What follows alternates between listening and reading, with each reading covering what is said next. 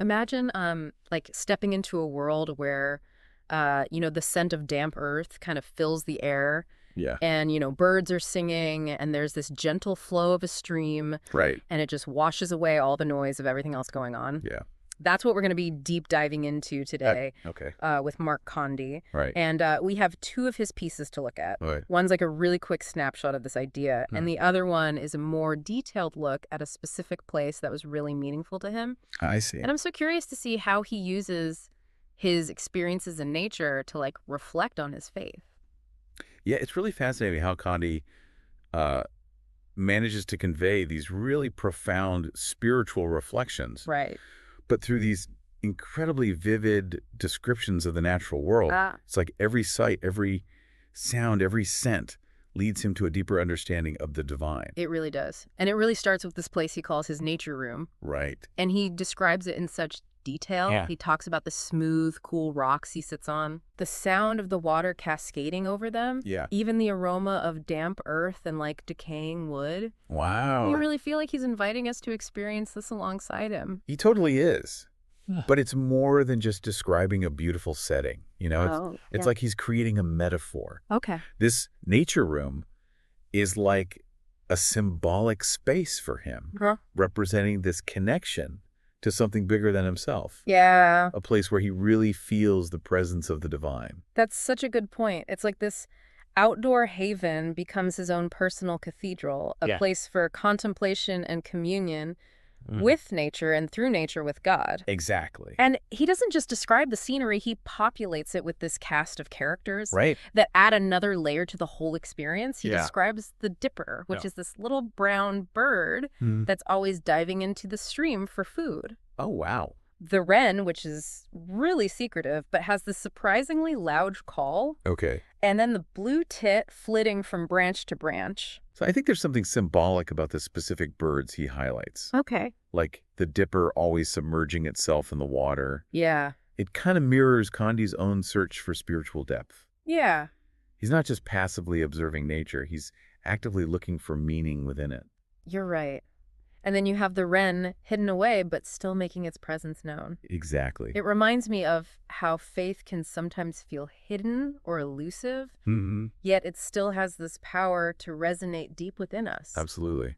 And the blue tit, with all its color and energy, Mhm. could represent that joy and vitality that he finds in his connection to nature and the divine. Oh, that's a good point. It's like he's painting a picture of his spiritual world through these little details. He even mentions the wildflowers. Right. The primroses pushing up through the moss, Yeah, adding these splashes of color to this little haven. I love that. It's like every detail, no matter how small, adds to that feeling of sacredness he finds in nature. Yeah, and it really aligns with the idea of eco-spirituality. This emphasis on the interconnectedness of all living things and the sacredness of the natural world. Right. For Condy, it seems like nature isn't just a background to his spiritual journey, it's an essential part of it. He even draws a parallel between the beauty he sees in nature and the intricate designs of Celtic knotwork. Okay. You know those complex patterns Yeah. that are inspired by the natural world? Yeah, that connection to Celtic culture Yeah. is key to understanding Condy's spiritual perspective. Huh? He talks about how the Celts embraced nature, life, freedom, and beauty. Right. They saw the divine in the everyday world around them. There's a quote where he says that for them, their language was the language of the senses, I like that. suggesting that this deep immersion in the natural world was fundamental to their spirituality. And what's interesting about Condy is how he kind of weaves together elements of Celtic spirituality with his Christian faith. Yeah. He talks about how Celtic culture embraced Christianity Hmm. while still incorporating existing spiritual practices that were rooted in nature. So it's like he sees a continuity between these traditions, Yeah. that the Celts weren't encountering something totally new in Christianity, Right. but a deeper understanding of a divine presence they already felt in nature.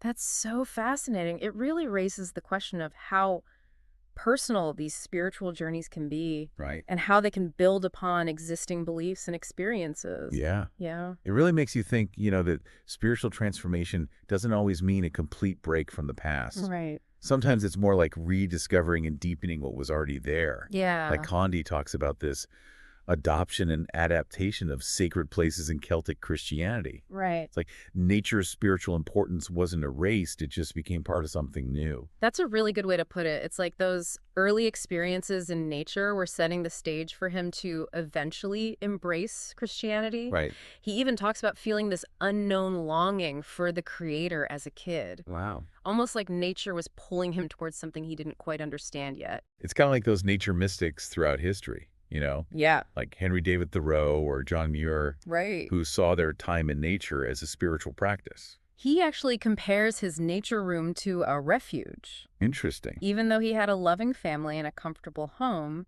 Hmm. he needed that space to connect with something more.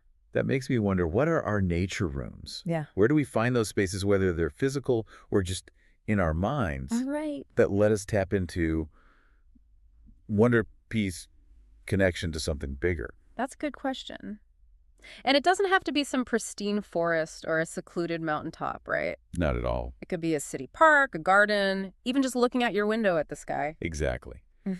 It's about finding those places where we can reconnect with the natural world. Yeah. And by doing that, maybe reconnect with a sense of the sacred, whatever that means to us. What's interesting is Condy doesn't shy away from the less perfect parts of nature. Oh, right. He mentions having to watch out for this grumpy farmer when he visited his nature room. It adds a bit of humor and even some danger to the story. Yeah, it reminds us that even these sacred spaces aren't always peaceful and picture perfect. Right. There's something grounding about that, Uh-huh. A reminder that spirituality isn't about running from the world, but finding meaning in all its messiness. Even just going home after being in nature takes on a new meaning for Condy. Okay. He describes the smell of breakfast, waiting the warmth of family. Yeah. And it's like those everyday things are better because of his time in solitude and reflection. It shows how connected our experiences are. Yeah. Time in nature makes him appreciate the simple joys of home and family more. Right. It's not about picking one over the other. It's seeing how they can both make each other richer. That makes me think about mindfulness. Yeah. Bringing that same awareness and appreciation to everything we do, whether Right. we're in nature or just going about our day, Yeah. makes you think how different our lives would be if we did everything like that. Right. Like, what if we paid attention to the world around us? Yeah. With that same detail Condy uses to describe his nature room. It's like he's retraining his senses Uh-huh. to appreciate those little things in nature.